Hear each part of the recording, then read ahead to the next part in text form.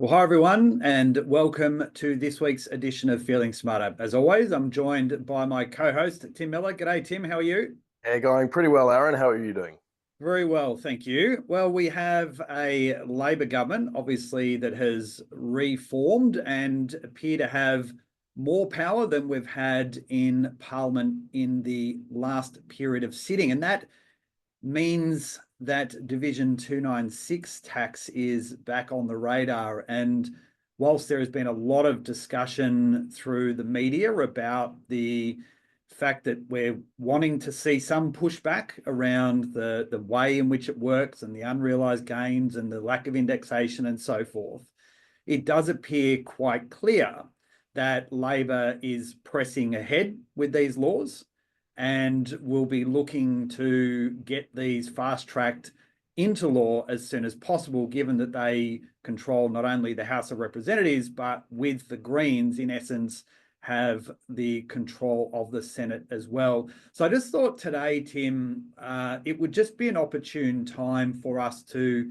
revisit some of these things that people need to be aware of. The last 12 to 24 months, we've been arguing about the way in which the measures work, and ultimately got through a period of government where we didn't need to worry about this. But for some of us, it may have kind of moved off our radar, but we need to bring it back on our radar. So I thought today we'd just spend a little bit of time re-highlighting some of these things that people need to be contemplating about with their clients that may be subject to these Division 296 tax measures.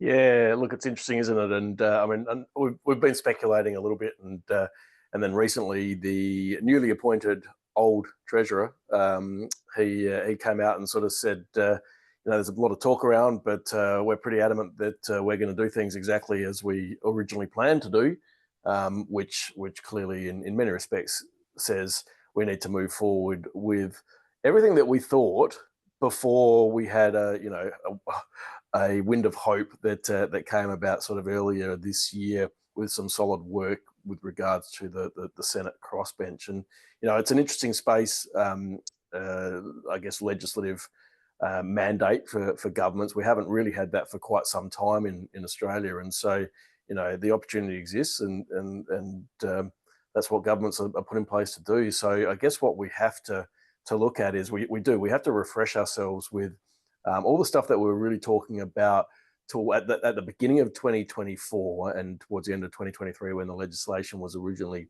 introduced, and sort of reintroduce those concepts as to what it means from a Div 296 point of view, what it means from clients with that more than $3 million, from a timing point of view, and I guess also redefine the myths around it and other things around like the tax liability. It's not a 30% tax. It's 15% on a proportion of earnings over certain balances, but also defining elements, whether it's the critical nature of having 3 million at the start of the year or the end of the year, and all those sorts of things. So there's so many key things to refamiliarize ourselves with, because I think it's appropriate to take a 1 July 2005 start date approach to this, with a glimmer of hope that maybe there is a deferral, but probably an expectation that there won't be. Yeah, so again, we won't sort of go through the mechanics of those debits and credits that make up that today, but what stood out for me from when that I guess that bill was introduced and we saw the legislation in the initial terms is it did highlight a few really important things that clients needed to be looking at to minimize the impact of what these regulations were about. And the natural one that came to mind is that this legislation is linked to total superannuation balance. And we are intending on seeing a legislative change around the definition of TSB, but understanding how TSB, total superannuation balance, is different and distinct from a member's account balance. So why is that important in the context of these new Division 296 measures? noting that this isn't law, and until it comes law, we don't want to be acting on anything. But again, the planning of this at this point in time, in my view, is quite crucial to start to look at. Yeah, and look, we reflected on this a little bit in our SMSF day, where we said the quite positive measure to come out of the legislative reform around DIB 296 was the redefining of total superannuation balance, particularly because the element around the retirement phase value was quite clunky with reference back to the modified transfer balance account. And having a starting point of debits and credits there being removed, and then effectively then going and looking at your account balance anyhow. And so it was an overly complex way of saying what's the value of your pension at the 30th of June. And without oversimplifying it, the total super balance is going to be, if it assumes no change to legislation, as simple as if you were to sell down everything on that day and you were to exit the system, what is the value you have in superannuation? That's a very simplistic way of explaining it. But it's not really that, because what that actually entails, what you see on your tax return, for example, from a member balance point of view, might not necessarily take into consideration some elements such as exit costs for certain investments.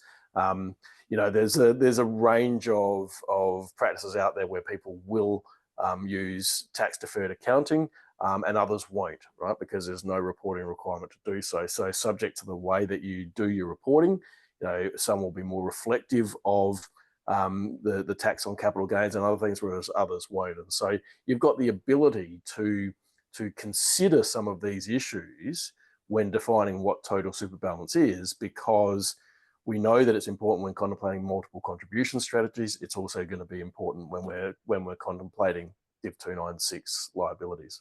Yeah, and the other one that stood out was around the structure of existing pensions, and this becomes again a broader estate planning consideration, where in the event of the primary member dying and that money reverts in essence to that surviving spouse, there is a legislative nuance in there between reversionary and non-reversionary pensions, which in many instances where clients have those reversionary pensions in place, they may actually want to consider making that change to avail themselves of effectively deferring that Division 296 liability for an extra year. Yeah, and it's a little bit of a catch-22 with that retirement planning, because there's retirement planning and then there's transition to retirement planning, and when you link such matters as, say, insurance into the question as well, if you're looking at the natural occurrence of things, more people are likely to still hold insurance inside their super fund at, say, the stage of a tris. Right? Yep. Now, if you take that into consideration, then having reversionary pensions in place where the insurance won't form part of, say, the transfer balance cap position, means that reversionary is quite positive. But where the total super balance is concerned, as soon as the death occurs, then from a total super balance point of view, it's going to be reflective immediately, or at least at the next 30 June. Whereas from a transfer balance cap, it's a 12-month deferral, and it's people understanding those nuances between transfer balance cap reporting, which is a totally separate issue, and total super balance, and one favors reversionary pensions and one doesn't favor reversionary pension. But then when you contemplate insurance, it's then the reverse. Yeah, absolutely. So these are just some of the things that people need to start to think about, and on top of, naturally, the fact that there will need to be a range of analysis done. So that is, what would the liability actually start to look like within the self-managed super fund? And then naturally then, well, if this money was to be shifted, where does it get shifted to? Who does it get shifted to? And the like. Is there anything else that I guess people want to contemplate over and above that as we kind of move forward into this new financial year, where we may ultimately see this law come into effect? Yeah, look, I think one of the things, and this has been I guess an industry position for a while, is it's one of those legislations that you don't want to act impulsively, in the sense that, particularly from a contribution point of view, if you go and pull money out because you don't want to be triggered by the 3 million, you've got to appreciate that you're still subject to transfer balance, total super balance, to put money back in. Yep.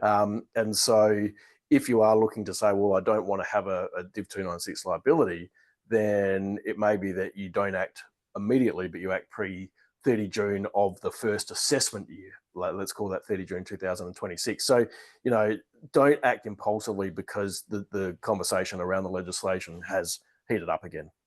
Yeah, and there's plenty of examples where people will be acting upon information that may be in the public domain that's not yet law, or doesn't even remotely look like law. And I've seen something in the last few days, the ATO actually have to issue some guidance around that sort of stuff. Yeah.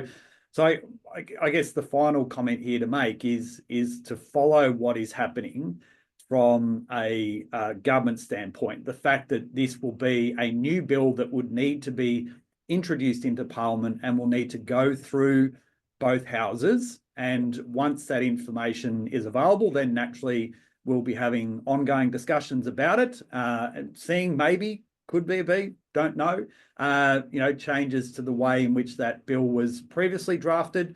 But I guess, again, just a reminder that it is important to start to contemplate and plan for what now appears likelihood of these laws coming in, but certainly wouldn't be pulling the trigger at this point in time.